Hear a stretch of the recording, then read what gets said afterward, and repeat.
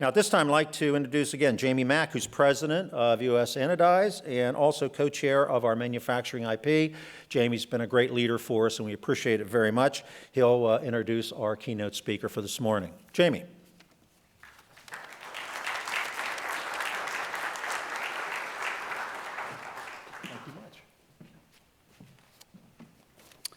Thank you, Jim. Welcome, everybody. Thanks for being here today.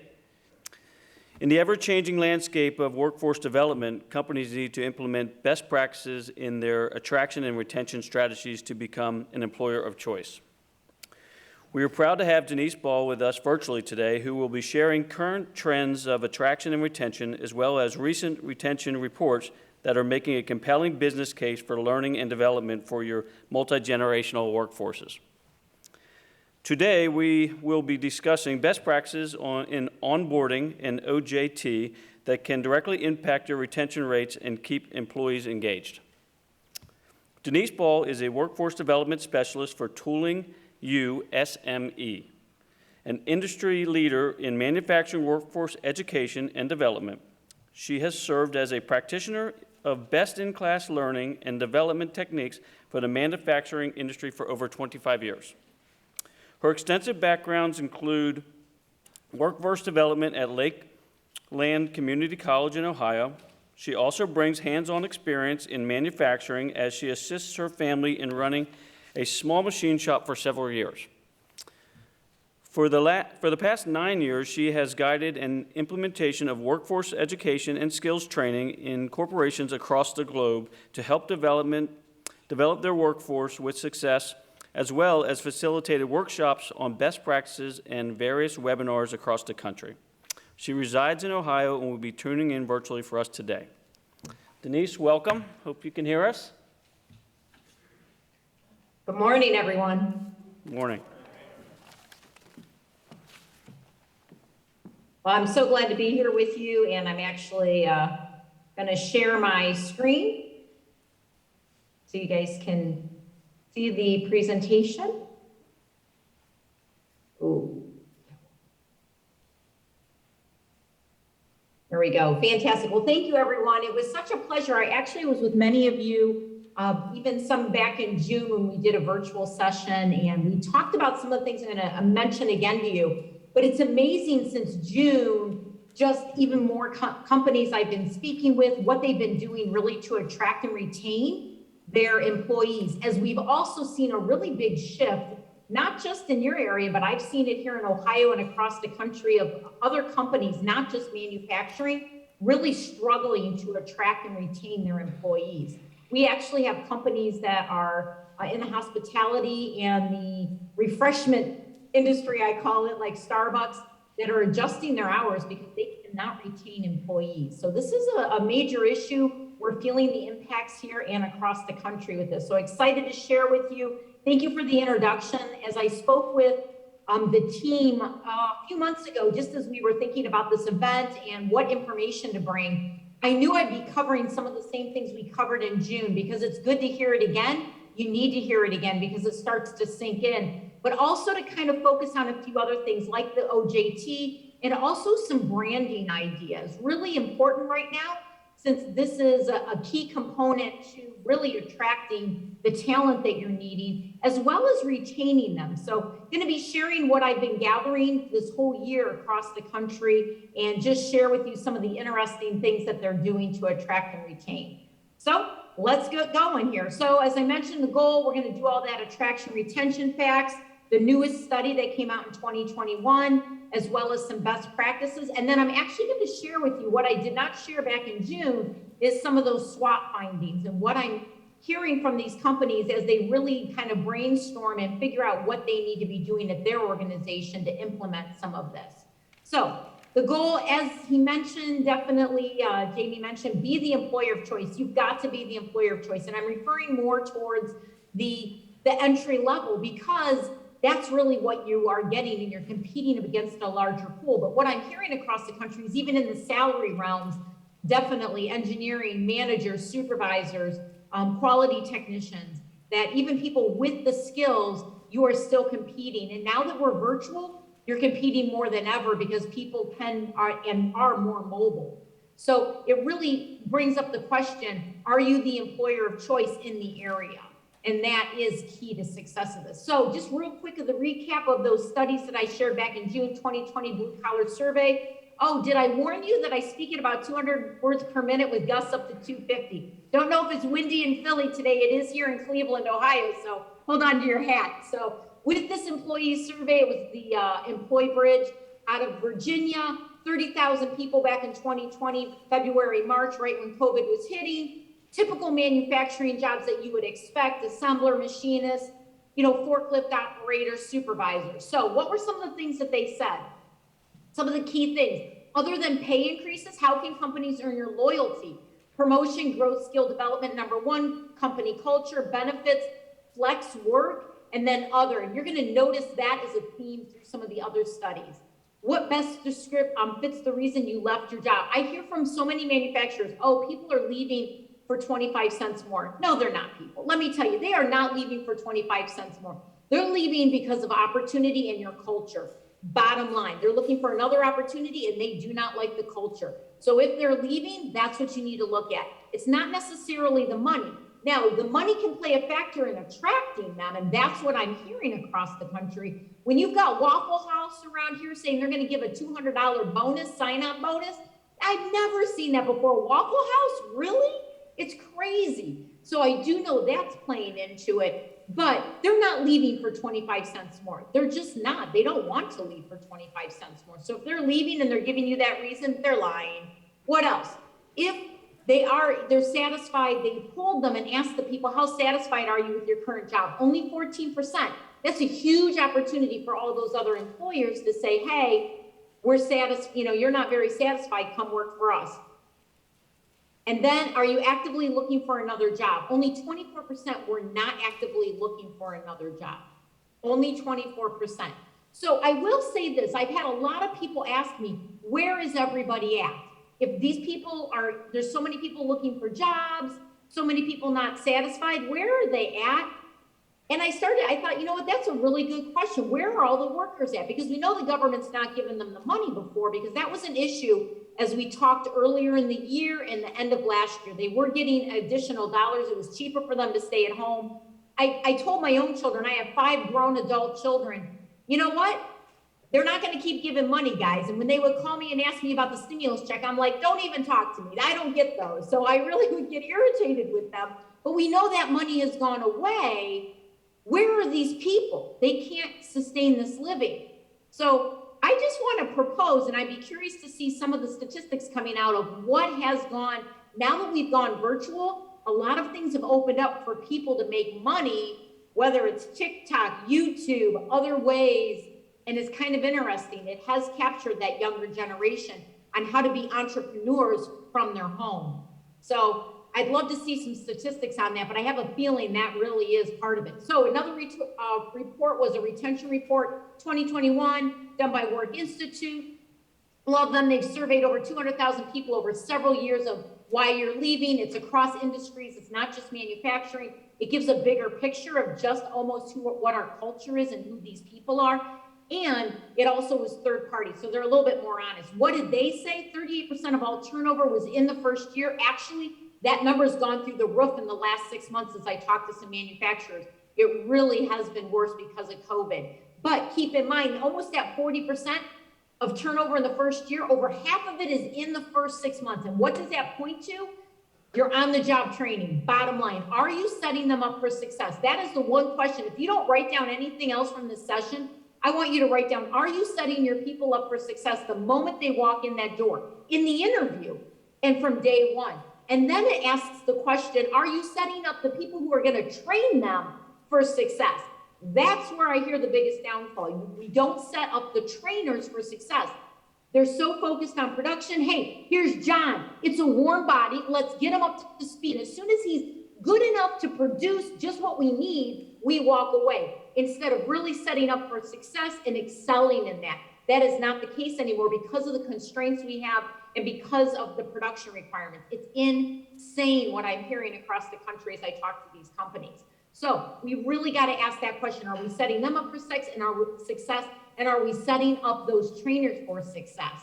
The other thing is they found out 78% of it was preventable. That's insane. That's crazy. You mean to tell me that all those people that left, 78% of it was preventable? It sure was. So what were those top categories? Career development, health and family, which is a little asterisk for two reasons. One, you can't really impact it. Two, it was number 2 on the list because of COVID. Normally it was at the bottom the year before. Work-life balance, again, COVID, it bumped it up compared to the year before because people were trying to find that work-life balance. I think we still are trying to find it, right? Job is how much you like your job. And then finally, manager behavior. And when I poll an audience, I usually find majority of people think it's manager behavior. Yes, the manager behavior really does play into it. I'm going to talk about it in a moment. But seriously, career development. And I'm going to tell you why here in a few more slides. Something else I want you to keep in mind. I'm going to start giving you a peripheral of ideas. I mean, I'm going to like, woo, just blow it out of this, the auditorium here with a whole bunch of things I'm hearing, what people are doing, some fresh, cool things.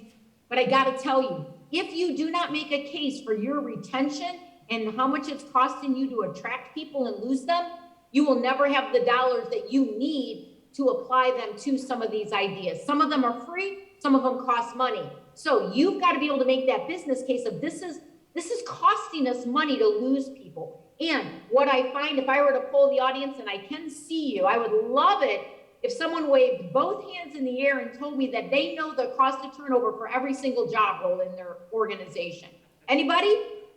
No? No takers? Yeah, I have yet to really find an organization that really could tell me their cost of turnover for every single job role. But if you know it, then you can figure out each year what it's costing your business. So we polled them, and we did a cost of turnover survey at Tooling USME, and we found that 43% of manufacturers reported at least a 20% turnover rate, and that was before COVID. I am now hearing it's closer to 50%. I actually had one company down in Georgia, it was 100%. It was killing them, they were bleeding. But if you know what your cost of turnover is, you can then make that business case, because that's what the owners want to hear. That's what the board wants to hear. You know, where's our money going? What's draining us? And your turnover is what's draining you. And they say it's about a third of a salary. So even if someone's there for a week, people only go, oh, it's just a week of salary. No, there is so much more that goes into that. It's at least a third of their annual salary, because you've got to think about screening costs, HR time, onboarding and training. We're going to talk about that, because that's just not the time, but the time of that supervisor or that trainer that's giving it. It's also their wages that go into it. Then you have temporary staff, productivity loss. What is the scrap, downtime, all that changeover, everything that goes into your productivity loss, because you're trying to get someone up to speed. And it does hurt you if you only get them up to be in a warm body that can push a button. Let's be real. You've got to go beyond that, because you want them actively involved and engaged, not only in your organization, but in the process, so that it's continually improving, correct? Absolutely. And then you have opportunity costs. I was at one manufacturer, they literally had a line of product out the quality door because they couldn't keep up with it. They were losing money, and that's where definitely talking to the C-suite, they'll tell you what opportunity costs going out the door. We can't keep up with it. It's so important. So why is career development a big thing? It's because of the generations. It really is. And that's because your younger generations are gamers. What are gamers? They are looking for all the extra lives, ammos, and golden pineapples and everything in life. And if you think about it, our life is now in levels. Everything that you can think of and imagine is in levels. So let's just really talk really quick about the generations. I got to mention them because they play a role in this. Your older generation, baby boomers and Xers, that's who I'm referring to. If you're under 38, that's millennials. Zs are up to about 25. So older and younger generations. Then you have the alphas coming in. They're up to about 9 or 10 right now. Guess what? Almost 70% of this is what they say, 65 to 75% of the jobs that they'll have aren't even created yet, which is pretty interesting. With technology, smart manufacturing, we already have seen the explosion of new job roles, digital twin analysis, all of that. I mean, there's so many new things with the smart technology. But just thinking about these different generations, I want you to think about those baby boomers. What did they do? They worked to live. That was everything. They lived to work. That is it. They love it, and that's why they've done studies. And I hate to break the news, especially if you're in this category, but they've done studies, and if that was their whole focus, within retiring, within a few years, they die. Whoa, then you have the Xers, greatest generation, it's my generation. Everybody thinks their generation is the greatest, so I'm gonna say Xers are great. What do? We work hard, play hard, baby. That is us. That's who we are. It's so true. Millennials and Zs, how do they look at work? They look at work as, I'm gonna work to sustain my living. So if they wanna live in a tiny house or live in mom's basement, they don't need a lot of money. So they're willing to move around jobs. They're not necessarily looking to make the kill. They need to pay their phone bill. But a lot of them are entrepreneurs and they do have big plans. They want the bigger houses. They want to be driving the cars. So for them, they are going to work hard and go for that. So you can't put them in a pigeon. You can't pigeonhole them. You can't put them in a box, but be thinking about their attitude towards career. Also, another thing, baby boomers, they're thinking, yeah, gold watch, baby. I have yet to talk to an Xer, millennial, or Z that's looking for the gold watch. And they sure don't care about the wall of fame of people who've worked there for 20, 30 years, just saying. So something else I want you to keep in mind, why they buy houses. Baby boomers bought it to start a family, Xers for an investment, millennials, anybody know?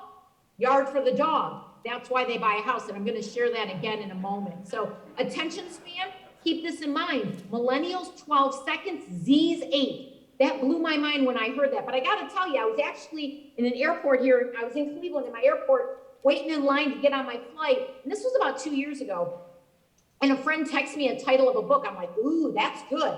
So I pull it up because I'm an Amazon Prime lady. I've got the app, boom, pull it up. There it is, one click, one swipe, baby. I'm like, what is the internet out? Put my phone away. Folks, it had to be less than 6 seconds of how quickly I did that. I put it right away. Technology has trained us. So many times I hear it's the work ethic. It's not. Technology has trained us.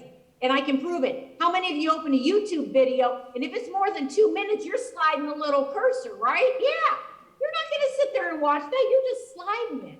So true. We can't wait to skip the ad, right? Technology has trained it. It literally has wired their brains from birth, the younger generation. And for us, the older generation, it rewired our brains. And another way I can prove that is for all of us that know what a BlackBerry is. It's not a fruit. It was a phone. And we switched to smartphones.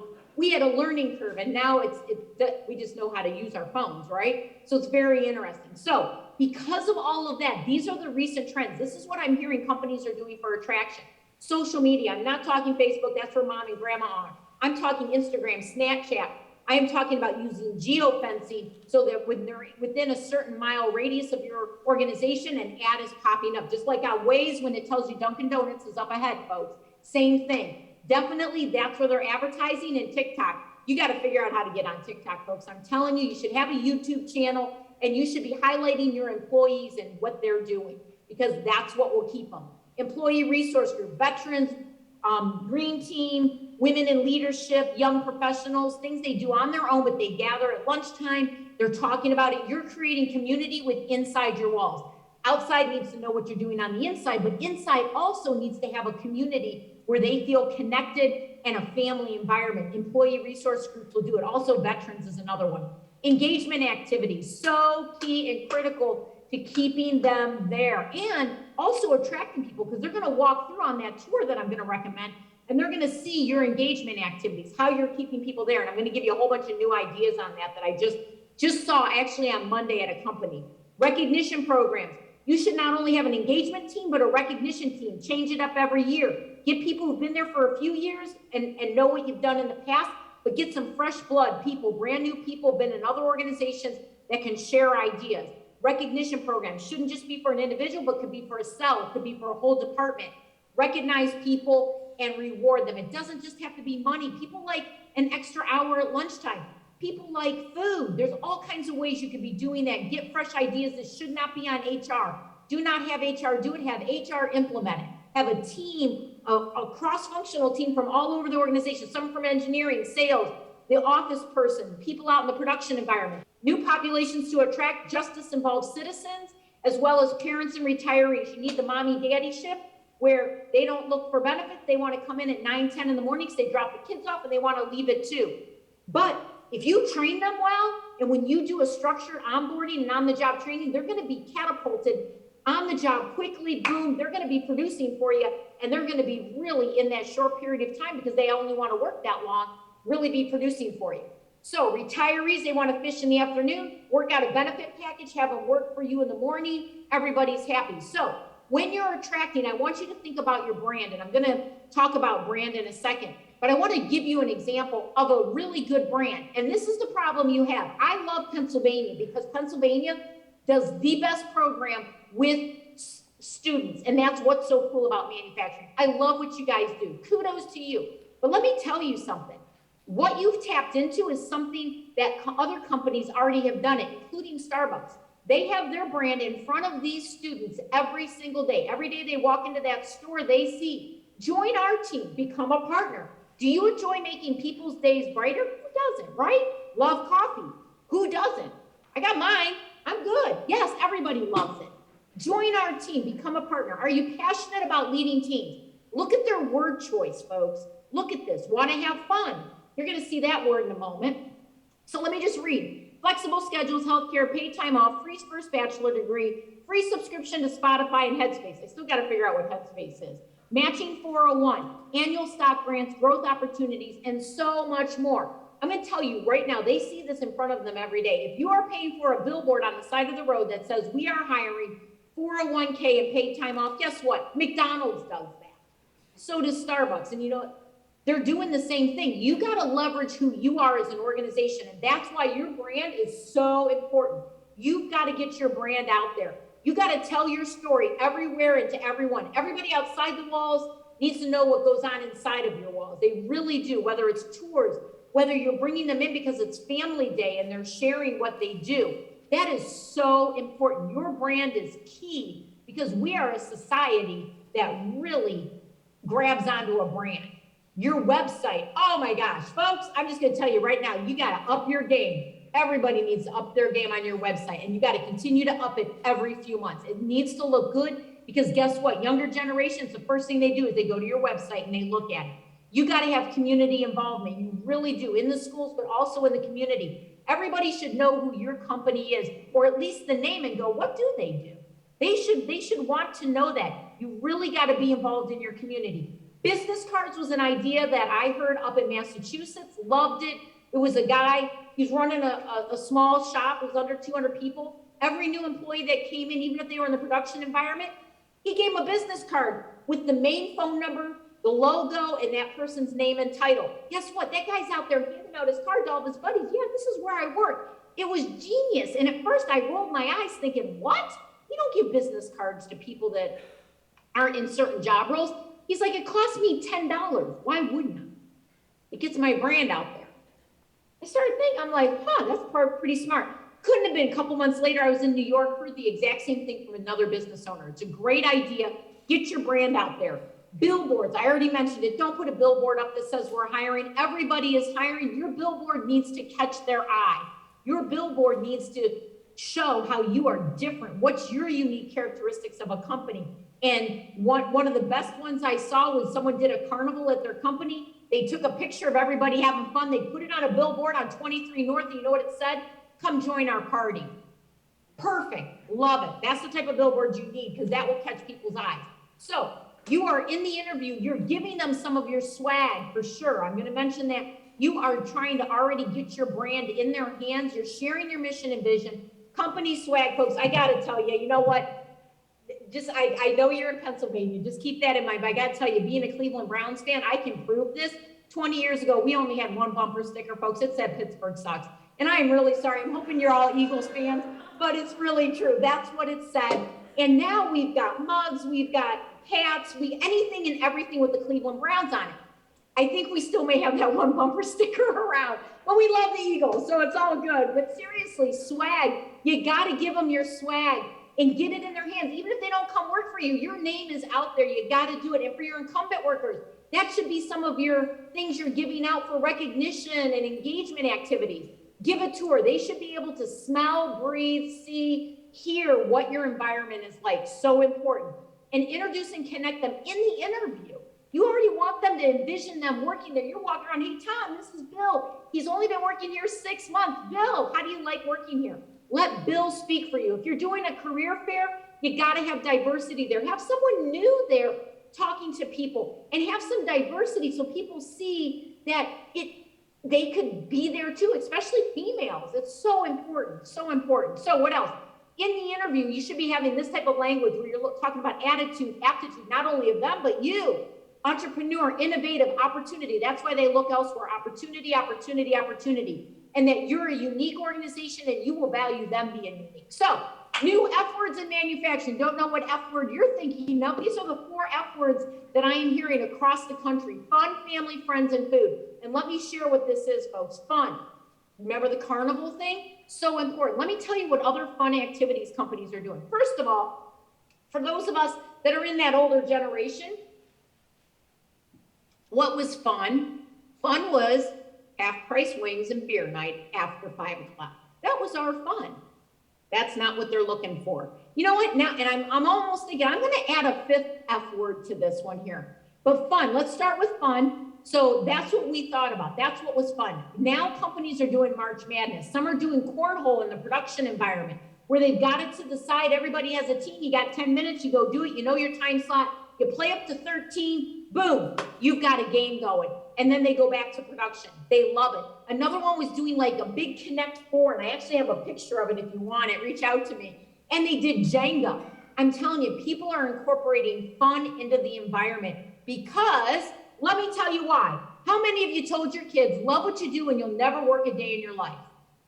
I did. I had 5. I told them that. Love what you do, guys. Make sure you pick the right career. Love what you do.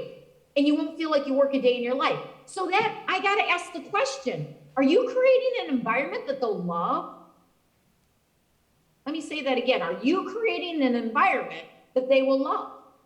Because we trained them and told them, we raised them. We dogged the younger generation saying they have no work ethic, but we raised them. I have 5 of them. 4 millennials and a Z. They're all married or dating. I'm dealing with 10 of them on any given day. And I'm telling you, they're looking for fun.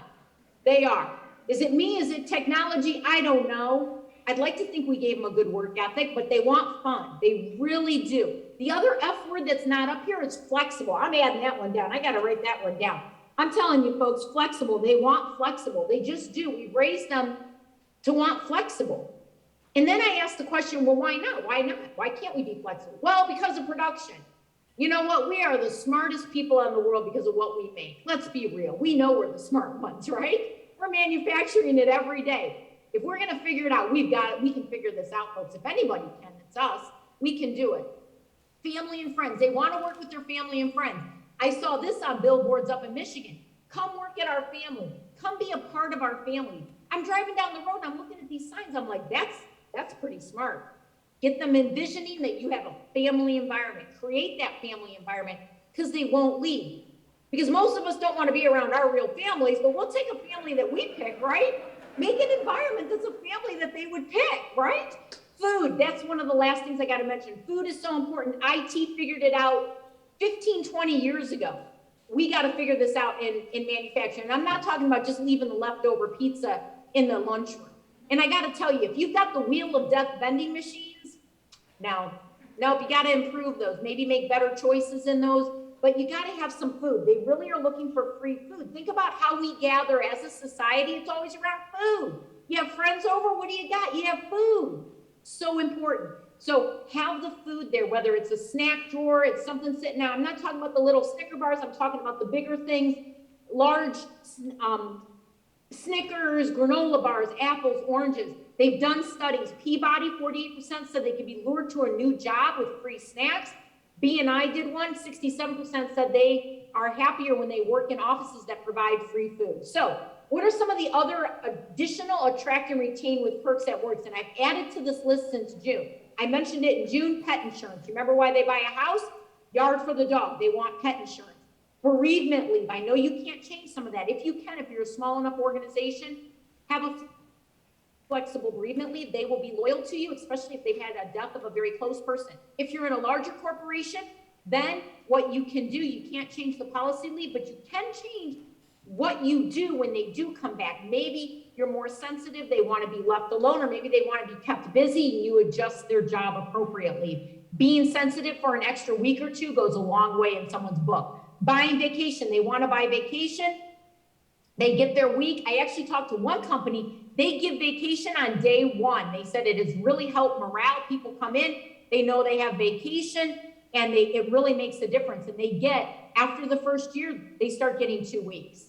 and they've just upped vacation because now more than ever, we want flexible time. We want our time. They value time more. Why? Because they're gamers and they've been timed all their life. They'll go back and repeat a level just to get a better time, folks. People are really watching the clock now. Retention bonus.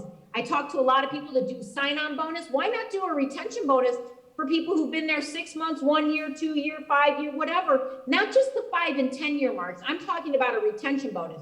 You've been here based on how many years you get more money. Whatever that looks like, think about it. Why not? The other thing I'm hearing, bathroom and break areas. Let me tell you, folks, if I come to your facility, and this is what I do when I do my SWOT analysis around the country.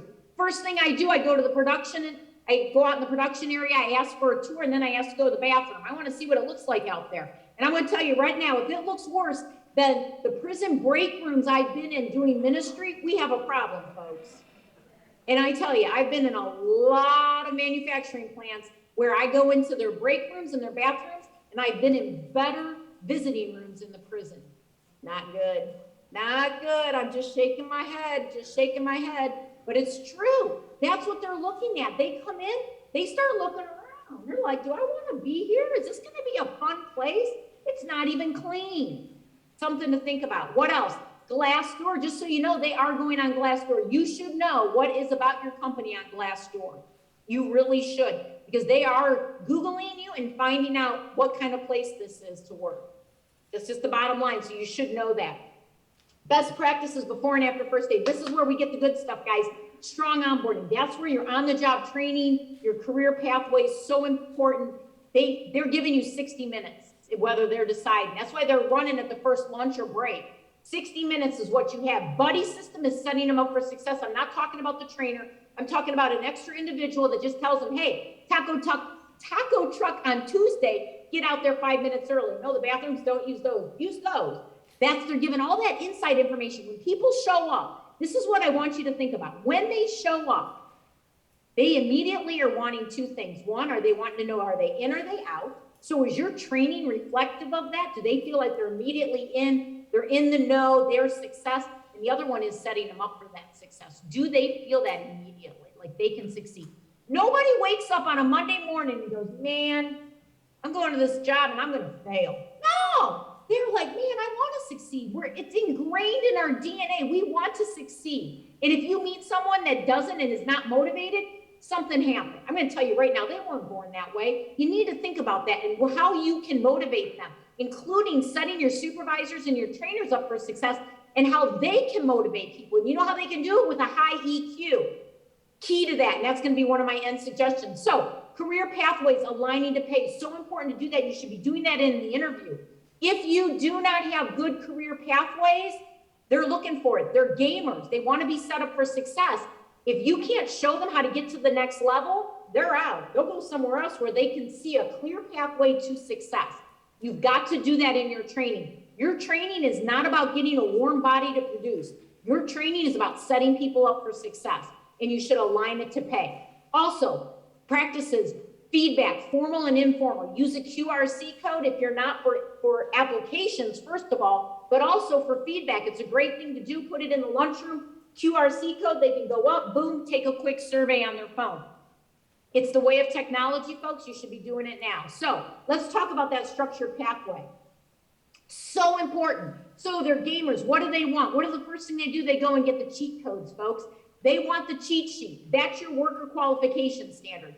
It should be published. They should see it up front. This is what it means to succeed in this job. This is what it looks like. And I am not talking about work instructions. Work instructions do not give the how and the why behind things. And that's what they're asking. How and why? Why do I do this? How do I do it? It gives some of the how, but it's not. Those are step by step. You really need a structured pathway that truly communicates in a repeatable manner how to do the job, how to do it successfully. So you're gonna that first block is knowledge, skills, training. You're giving that to them. Maybe it's online. That's what we do. We have a lot of online training. Maybe you're doing it in that form. Maybe you actually have someone standing up, sharing a PowerPoint, whatever that is, but you're conveying that knowledge, that foundation. Then you actually have that OJT standard the work training, and evaluating that step by step. You have that job qualification standard. So these should be a structured, we literally do this with companies where we put together a structure almost in a booklet form where you have that on-the-job trainer using the same script to train. So it doesn't matter if Sally's doing it Monday, Joe's doing it Tuesday, or John's doing it Thursday. It's the same thing. So it's repeatable and sustainable. You've got to look at this because people are judging your training from day one. And if you don't set them up for success, if it's not cohesive and repeatable, they know that because you know what? 2 weeks later, they're on the job.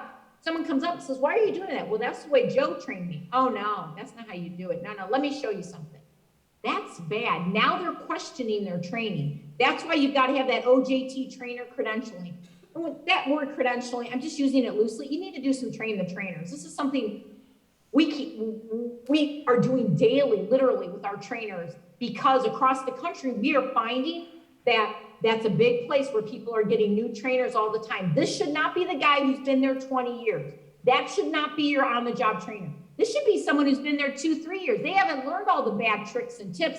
They know the best ones because they use them on a day-to-day basis, and they don't have the bad attitude. So let me give you what it looks like. Who's the best trainers? People who can get what's in their head and in their hands out their mouth in a consistent, repeatable way.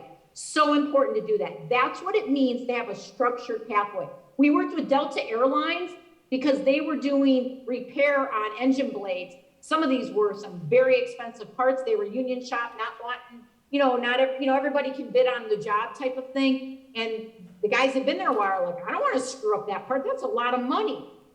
So they had the new kids doing it. Well, the new kids really shouldn't be doing it. So what they did is we worked with them to come up with a structured pathway, not just step-by-step instruction, but step-by-step training with the same thing so that they could really be effective in what they did and really excel in it. And it made a huge, huge difference.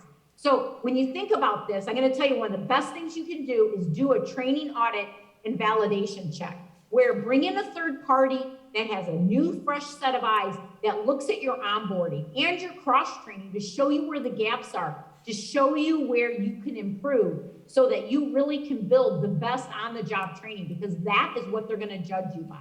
That is exactly what they're going to judge you by. And you've got to be thinking, how can I set them up for success? Another thing is performance support. You've got to be thinking about this. Performance support, think of it this way, all the tips and tricks so that they're set up for success. It could be something on the floor, something hanging up. It could be a little pocket guide that they have.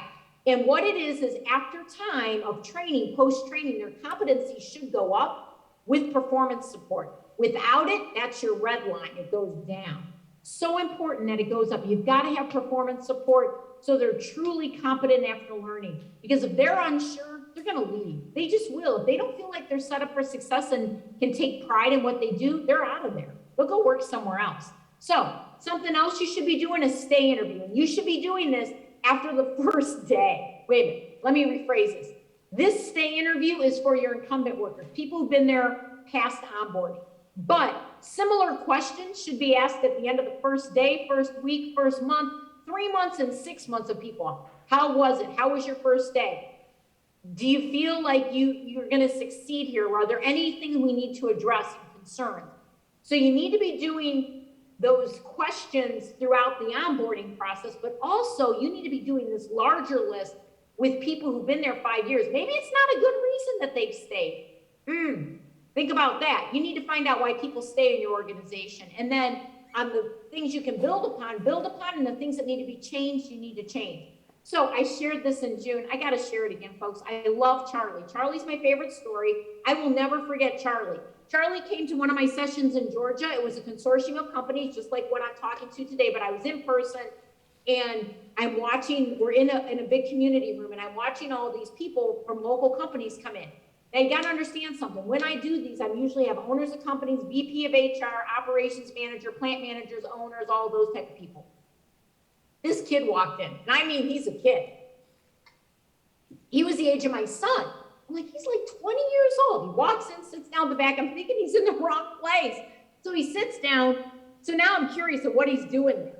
So I get to some of the stuff I've been sharing today. I talk about the generations, and I start asking, who are my baby boomers in the room? Who are my Xers? I get to millennials, and guess who hasn't raised his hand? This kid.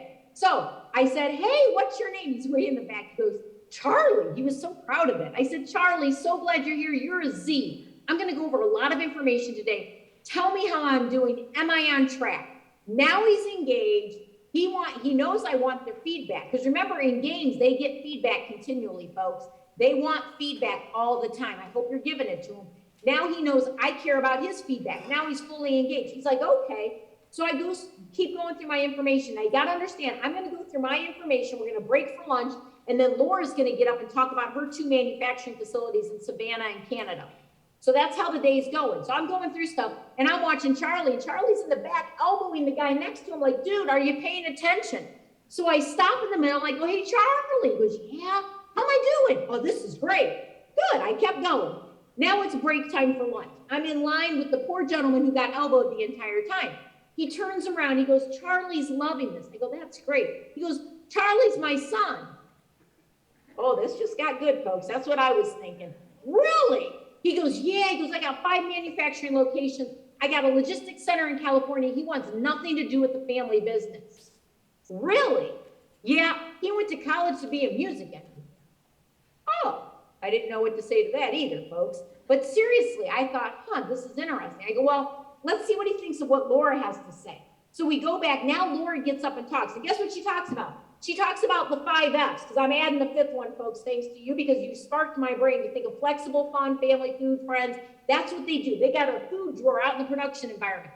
They have a very flexible workforce that moves around and fills in the gaps, as well as if they need time off, they're flexible. They got a chef who comes in and makes them food every week. What else do? They do beer night after manufacturing, all kinds of stuff. She's going on. My HR people in the room are going nuts. You can't do that. They're like, oh yeah, I can. And she tells them exactly how she does it. Meanwhile, I'm watching Charlie in the back of the room. And guess what? He is lit up like a Christmas tree. His eyes are that big. And he's like, are you paying attention? It was great. So I stopped Laura. I go, Laura, wait a second. She goes, yeah. I go, Charlie. He goes, yeah. I go, talk to your dad at lunch. He says, you want nothing to do with the family business. You want something to do with this corporate America? Oh yeah, I'm all in. Guess what, folks? The light bulb over dad went off, because it's all about your culture. Culture will eat change, growth, innovation, performance, execution all day, every day, for breakfast, lunch, and dinner. And I got to tell you, when I do these SWOT analysis at companies, this is exactly what we talk about, where I share this information and then we break up into groups and we talk about what are your strengths, weaknesses, opportunities, and threats after giving you all this information. Let me tell you what I keep hearing. So what I'm hearing for strengths, we've got steady work, overtime, good benefits. Well, good. So does everybody else. Then we get to the weaknesses. You know what I keep hearing? 2 things: communication and training. Those are my 2 biggest ones. You've got to really think about what you're doing with communication inside your organization, and what are you doing for training? How are you onboarding and cross-training people? Remember, they think in levels, and I'm not just talking about this. They also think in levels like this. You need to be cross-training them. And those are your best employees, where they've been in other departments. They get it. They see the big picture. So important. I hear that at every organization I go talk to. So then we talk about threats. I'm going to skip over opportunities. We talk about threats. You know what I hear the biggest threat is? Walmart, $17 an hour, air conditioning, flexible time, Starbucks. Yeah, it's huge, as well as other companies.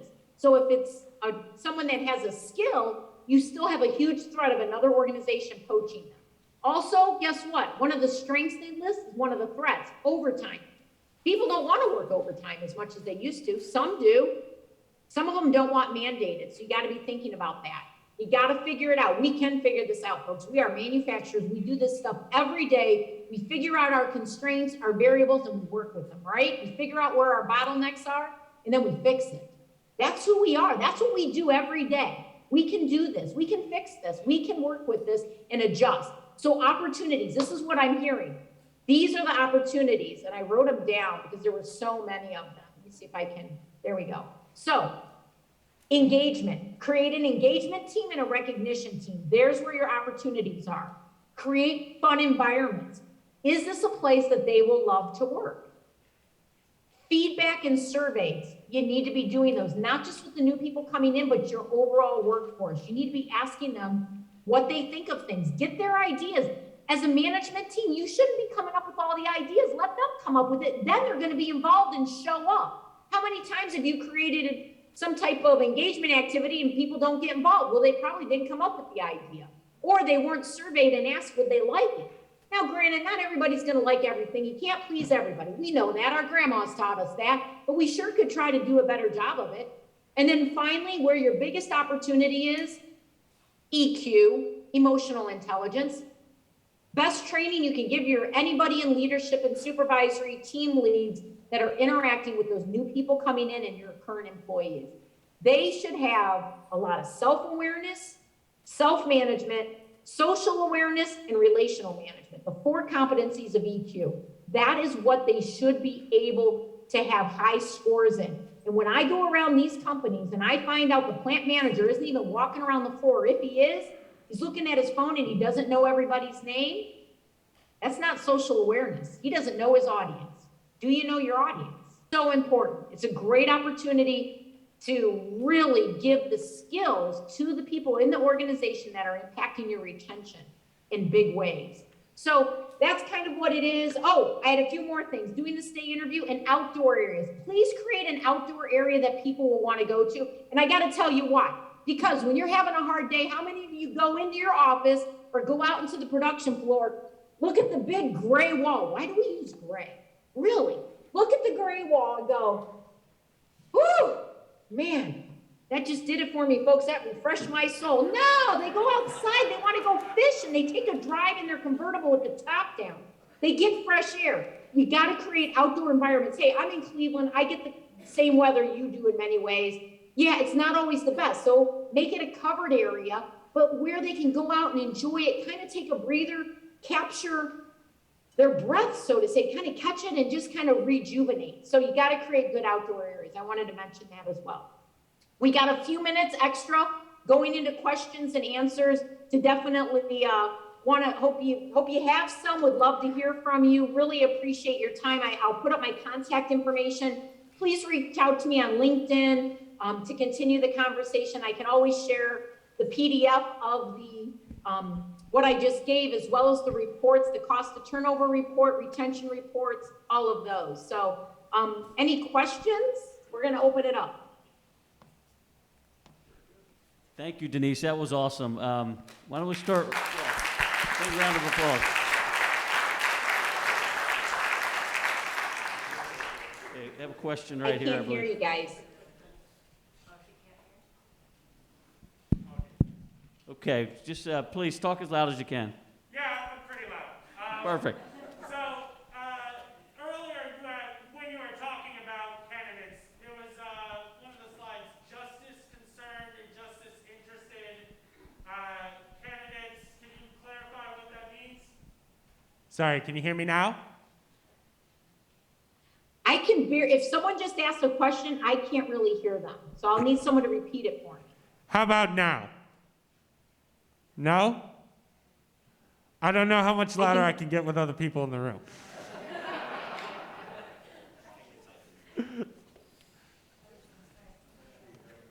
I'll email you. Can you hear us now? Tell you what, I'll go to the podium. I can hear you, Rachel. I can hear you. So Okay. if someone asks a question, if you could repeat it to me, I can hear you the best. I can't hear them very well. Sure. Do you want to say it one more time, and we're going to put it right up here into the microphone. Yeah, there was a slide earlier on that was talking about new populations to recruit for. One of them was justice concerned or some justice interested. Okay, so the question is about the justice concerns of the slide you had earlier. Yeah, I was wondering, how do you define that population? What is that population that you're talking about? How do you define that population that you're talking about in that slide on justice concerns?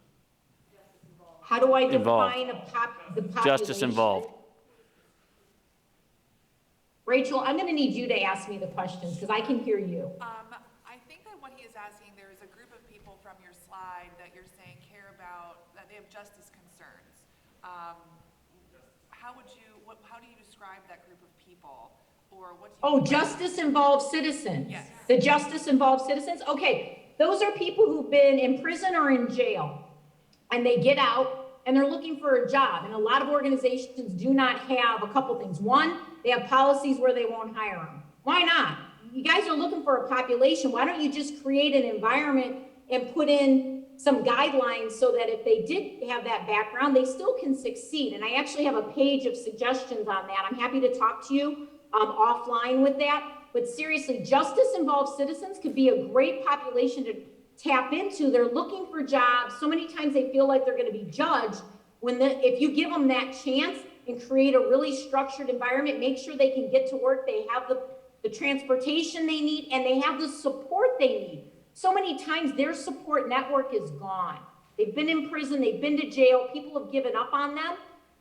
If they know they're not being given up on and someone is going to come alongside of them and help them succeed, they will be very loyal.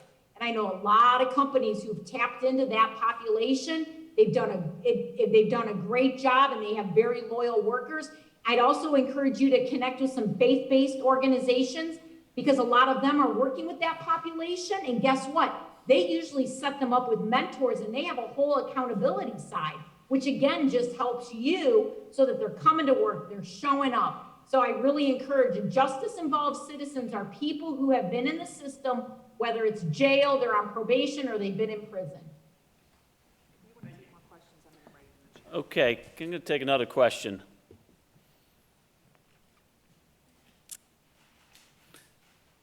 Does anyone have another question for Denise? Here's one right here.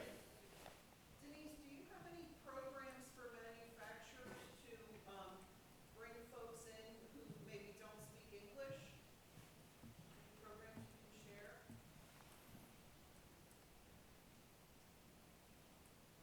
I'm putting it in the chat, Denise.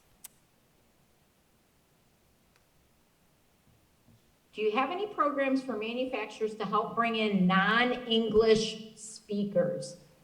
So that's very interesting. I've talked to a lot of companies that are bringing in that because a lot of times they want to work with family and friends and they have family and friends that don't speak English as well and they come in. So once you start getting them to come in, it can really be a population to tap into.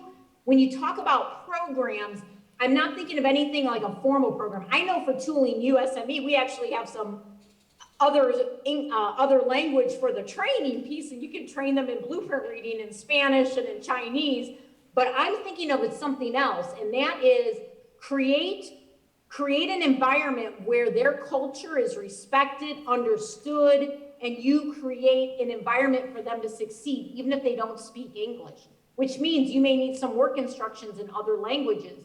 You may need to have supervisors that float around that can speak more than one language. And then also definitely create a program, and I know in your area you've got this, where as a company, you're paying for them to learn English. Why not? Or you're bringing someone on site to learn English as a second language. That will only help your business. So yes, there are programs like that. I highly encourage that. Make them feel like they're a part of a community inside your walls and make sure they're getting connected with people who speak English. A lot of times that's how you do games. Games will get people. People don't need to speak English to play a game. You teach them how to play Connect Four, Jenga, Cornhole, all those things I mentioned.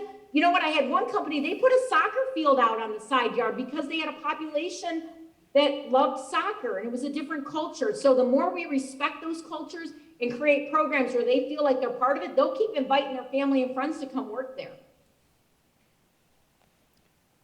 I had a question. Okay, go ahead. If you had to offer the top 3 things to do right now, what would it be? Do a SWOT analysis and find out what your strengths, weaknesses, opportunities, and threats are to your organization. And out of those results, and get that from your anybody in leadership, supervisory, team leads, managers, from that population, pick your top 3 because it's going to be different. But that's the one thing I'm going to say, just do a SWOT analysis. And I'm happy to guide you guys, reach out to me on some of the best things to do with that. But seriously, do a SWOT, pull them in, bring in pizza, have them sit down and for a half-hour brainstorm on what about your organization. Because out of that, you'll have a whole spreadsheet of ideas, pick 3 things out of that you can actually do. So if you're gonna do the top 3, I'd pick it from them. I don't know what it would be for your organization, but I did share some of the biggest things, and that is to do an engagement team, a recognition team, and create an environment where people will love what they do and love the people they're working with because they're connected to them. Okay. There you go. You had mentioned, I know Instagram well enough and I can manage that. Are there any companies that you can hold up as examples for ones that manage their Snapchat and TikTok account well, that we could, look at and go, okay, cool, so that's how it's done. So I guess any company that is a manufacturing company that manages the Snapchat and TikTok well to recruit talent. You had mentioned any example companies who use Snapchat and TikTok accounts well, so that we could look at those. He definitely knows how to use Instagram. Yeah, so I gotta say, folks, TikTok, I'm not sure you can advertise on that yet. I just know I'm pretty sure my children have videotaped me dancing and I'm on TikTok. So if you can somehow start advertising on TikTok, you need to, because that's where they're at. They are on TikTok. I am too now. I'm watching it now. I'm learning. I got to stay up with that stuff. But definitely use Snapchat. I think it was actually on Instagram that I was on that I saw something pop up for Amtrak, $80,000 they were hiring. So they were doing a couple things. They were using it as geofencing. So when you got close to their organization, that ad popped up. And that's what they are definitely doing. They look at those. That's how they get it. So if you don't know, I would be asking your younger family members and friends what social media they're on. And continue to ask that question because it's going to change. We didn't know what TikTok was 3 years ago. Seriously. Well, okay. Some of us didn't know what TikTok was 3 years ago. I found out the hard way. But seriously, there's always going to be something new. It is the flavor of the month. Let me prove this to you. I hear this all the time with manufacturers. Oh, it's always the flavor of the month. Well, guess what? Nobody's going to complain of that anymore, and I can prove it. Netflix, they're coming out with a new movie every week. We're okay with it now as a society. We want a flavor of the month. So that's okay. Don't worry about that. Just keep it fresh and engaging. Change up your engagement team and your recognition team yearly so you're getting fresh ideas. Okay, any companies that offer best practices for those social platforms? Oh, guys, I don't know for the best practices. I would Google it. Why not? Just Google it and see what's out there. You'll get it. That's going to be, I haven't come across a company that gives like a sheet of best practices for that. I think people are figuring it out as they go. I think that we mean, is there any company out there that you've seen their TikTok or Snapchat where you're like, oh, that's a great one, people should follow and take tips from them? The Amtrak one I saw another one. Who was the other one? No, I haven't seen any on TikTok. That's why I said as soon as they let you advertise, you need to start advertising. That's where I would just be asking some people what they're doing. I know they're doing it. I've seen it. I'm not thinking of any. I would look up YouTube. I've seen some really good ones on YouTube. If people have a YouTube channel and they're doing something fun, there was one, it was actually, I want to say a PA company. It was an American Wire. They had one for music. It was awesome. She did it, and they did a whole musical one. And people watched it. They put it out there, and then they share it to social media, and I really recommend that. So really, get the ideas internally from people who are using social media and how you can best use your social media. Your marketing people should know. If they don't, you want to tap into that younger generation that's using it. Because I've seen them do music videos where they're literally to the background of music. And it could be older music, folks. It could be Eric Clapton for us in the older generation. A little Funky Town, a little Eagles, a little Madonna. That's okay. Nothing wrong with the 80s music. But they're showcasing the talents of the younger generation. So it's kind of that cross-pollination. It's really good. Okay. Just made some of you feel dated, didn't I? We have time for one more question. Is there anyone else that has one more question for Denise?